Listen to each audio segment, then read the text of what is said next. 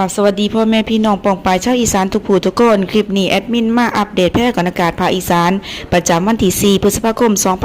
2568มีเรดาร์นำเนาะพี่น้องเนาะเฮามาเบิ่งกันเลยว่าสภาพอากาศสิเป็นจังไดและสิมีฝนอยู่อำเภอใดแน่ไปรับชมรับฟังกันเลยค่ะสำหรับมื้อนี้ลมใต้และลมตะวันออกเฉียงใต้พัดนำความชื้นเข้ามาปกคลุมประเทศไทยตอนบนในขณะที่ประเทศไทยตอนบนสิมีอากาศร้อนลักษณะเช่นนี้ก็สิส่งผลให้